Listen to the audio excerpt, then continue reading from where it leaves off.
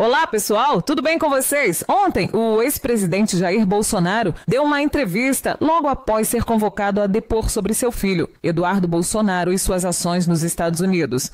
Na conversa, Bolsonaro abriu o coração e revelou que enviou cerca de $350 mil à família. Afinal, seu filho, seus netos e sua nora estão lá e o Eduardo está atualmente sem salário. Mas essa simples declaração foi o suficiente para causar um surto na militante Flávia Oliveira, que chegou ao ponto de inventar um crime inexistente, o tal de desgastar instituições ou autoridades brasileiras. Ora, se isso fosse crime mesmo, todos os jornalistas e comentaristas políticos já estariam presos, não é? E teve mais. O jornalista Gerson Camarote foi além e afirmou que isso pegou muito mal entre os bolsonaristas nas redes sociais, como se agora os próprios apoiadores estivessem contra Bolsonaro. Sério mesmo? Para encerrar essa primeira parte, você vai ver o Demétrio jogando um balde de água fria nessa narrativa absurda, né? Ao lembrar que o Supremo Tribunal Federal, especialmente o nosso ministro Alexandre de Moraes, violou a soberania dos Estados Unidos ao tentar agir contra cidadãos americanos em solo americano. Fica comigo até o fim porque o vídeo está imperdível. Bora! Vocês sabem que lá atrás, né, eu não fiz campanha, mas foi depositado na minha conta R$17 milhões, tá? E eu botei 2 milhões na conta dele. Ok? Lá fora tudo é mais caro. Eu tenho 2 netos, repito, de 4 ou de 1 ano de idade. Ele está lá fora, eu não quero que ele passe por dificuldades. É bastante dinheiro. Lá nos Estados Unidos pode ser nem tanto, $350 mil, mas eu quero o bem-estar dele e graças a Deus eu tive como depositar dinheiro na conta dele. Olha, ele tem um bom relacionamento com a família do presidente, tem um bom relacionamento com o parlamento, tá certo? E está vendo seu pai nos seus problemas aqui no Brasil. Então ele é solidário à minha pessoa e faz um trabalho lá, no meu entender, em prol da democracia no Brasil.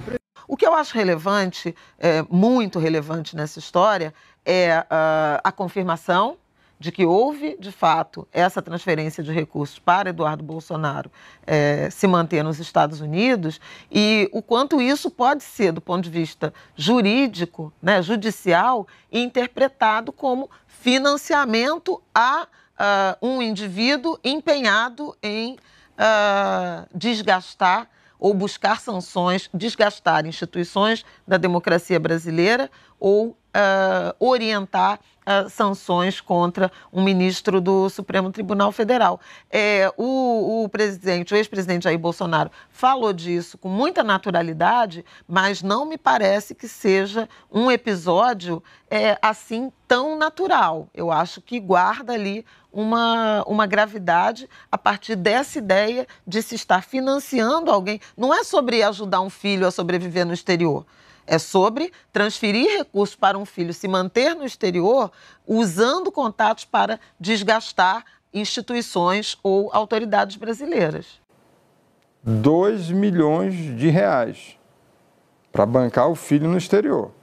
Ele tenta desvincular que está ali ajudando o filho a cometer um ato de coação à justiça brasileira aqui, lá dos Estados Unidos, trabalhando em relação a sanções junto ao governo americano contra integrantes do Supremo Tribunal Federal, mais especificamente o ministro Alexandre de Moraes.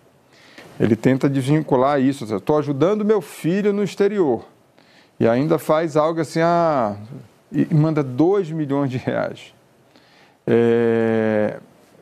E isso daí está criando, isso já é um impacto nas redes sociais, tá, Natuza?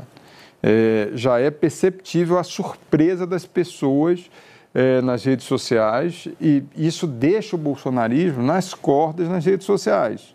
Porque como é que você explica mandar 2 milhões e achar que nos Estados Unidos isso não é muito dinheiro? É muito dinheiro, sim, $350 mil, é muito dinheiro em qualquer lugar do mundo, inclusive nos Estados Unidos.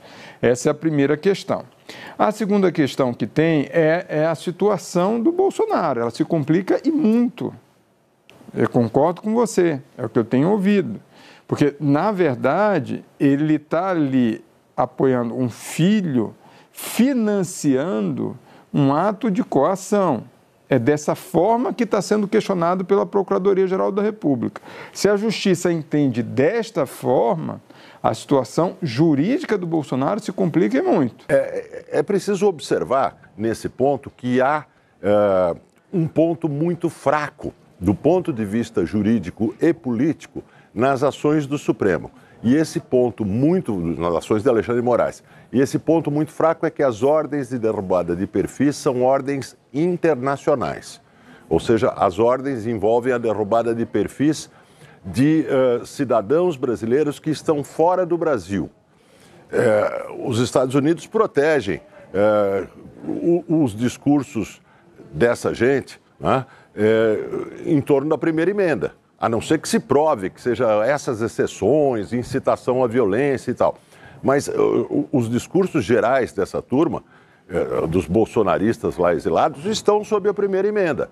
Então, a abrangência internacional das ordens do Supremo poderia ser vista como violação da soberania dos Estados Unidos. Agora, né, eu quero compartilhar com vocês um vídeo do advogado e professor de Direito Processual Penal Jeffrey Cecchini, um nome que vem ganhando destaque nas redes sociais por sua atuação firme e corajosa. Cecchini se tornou conhecido por ser um profissional competente que, inclusive, atua na defesa dos acusados da farsa do 8 de janeiro, além de ser um crítico contundente das ações abusivas por parte dos ministros do Supremo Tribunal Federal. Desde já, deixo aqui os meus parabéns pela postura dele. No momento em que muitos escolheram o silêncio, ele decidiu se levantar e ser uma voz da oposição, enfrentando de frente o autoritarismo disfarçado de legalidade. Agora, prestem atenção neste trecho onde ele desmonta os abusos do ministro Alexandre de Moraes usando nada mais, nada menos que a própria Constituição Federal. Assiste aí. Um verdadeiro carrossel de erros nas decisões de Moraes contra a Zambelli.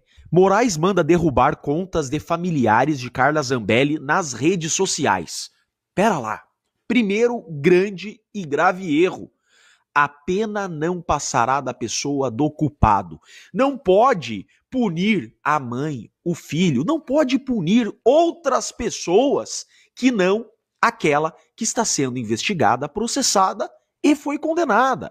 Isso é básico e está na Constituição da República, artigo 5º, inciso 45. Nenhuma pena passará da pessoa do condenado. Olha só, aqui está escrito. É básico. E segue. Moraes decreta a prisão preventiva de Carla Zambelli. Porém, entretanto, todavia, deputados não poderão ser presos preventivamente. Deputados só podem ser presos em flagrante delito por crime inafiançável ou por sentença penal condenatória transitada em julgado. Quem diz isso? A Constituição da República.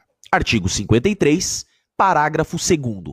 Desde a expedição do diploma, os membros do Congresso, deputados e senadores, não poderão ser presos, salvo em flagrante de crime inafiançável. Segue mais uma ilegalidade. Sem apresentar justificativa, Moraes determina bloqueio de Instagram de filho de Carla Zambelli.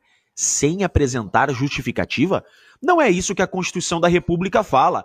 No artigo 93, inciso 9, diz que todas as decisões judiciais devem ser fundamentadas. Veja só, todos os julgamentos dos órgãos do Poder Judiciário serão públicos e fundamentadas todas as decisões, sob pena de nulidade. Nulidade? Existe isso ainda no Brasil? Vejam quantas aberrações jurídicas em tão poucas decisões. Nesta última parte, quero chamar a atenção de vocês para como a ditadura, aos poucos, está chegando para todos nós. Veja só essa notícia. A Polícia Federal vai investigar uma mulher por ter gritado Lula ladrão. Isso mesmo, uma simples frase, uma opinião. Agora é motivo para a investigação policial. E é aqui que entra um comentário certeiro do jornalista Silvio Navarro, no programa Oeste Sem Filtro. Ele levanta um ponto fundamental. Se um regime começa a perseguir alguém por ofensa, quem garante que isso não será aplicado contra todo mundo, inclusive contra quem está calado hoje? Na sequência, vou mostrar também um trecho do voto do ministro. André Mendonça fez questão de dar uma verdadeira aula de democracia aos demais togados do Supremo Tribunal Federal. Presta atenção nesse final, porque ele resume o que muitos têm medo de dizer em voz alta. Bom, em relação ao comediante, eu acho que todos os pontos já foram abordados. quando você decide condenar o humor, é a vitória da amargura, é a vitória do miserável, é a vitória do triste. Eu acho que todos os pontos já foram tocados. É o avanço da censura. Esse episódio envolvendo o Ricardo Lewandowski, o ministro de Estado, que parte para cima de um CPF, então é o Estado partindo para cima de um CPF, é outra coisa. Aí já é Venezuela, Coreia do Norte, a China, que a primeira-dama Janja da Silva tanto espelha, tanto gostaria que as regras da ditadura chinesa fossem aplicadas aqui também. Foi ela que disse isso. Por que não pode prender quem fala mal do governo? Por que a China pode e aqui não pode? Pois bem, então o Ricardo Lewandowski, ele avança o sinal para um outro lugar, que é uma fronteira na qual você separa democracias e o direito à crítica da ditadura, onde o regime, que é comandado por um partido, que é comandado pelo Estado, pode sim aplicar qualquer tipo de regra contra um CPF e um cidadão. Eu acho muito mais agudo, muito mais sério, e pergunto se a regra vale só para o Lula ou para todos os brasileiros. Se ele está numa classe superior de brasileiros ou se a lei é para todos. Porque se o judiciário for para todos, nós teremos, a partir de segunda-feira, todos os tribunais e varas do país completamente entupidos de processos contra juízes de futebol e estádios do Campeonato Brasileiro. Duvidar da existência de Deus, de que o homem foi à lua e também das instituições. A partir do momento em que um povo é proibido de até mesmo desconfiar, ou é obrigado a acreditar, instaura-se o ambiente perfeito para subjugá-lo pela sua impotência. Digo eu, sob outro enfoque, ainda em razão da dimensão democrática acima referida, não se pode olvidar que, mais do que um direito individual, a liberdade de expressão tem uma dimensão coletiva, tendo em vista que a sua conservação aproveita não apenas a pessoa individualmente considerada, mas toda a sociedade, que tem, pelo canal da livre manifestação de ideias e pensamentos, assegurado o acesso à informação.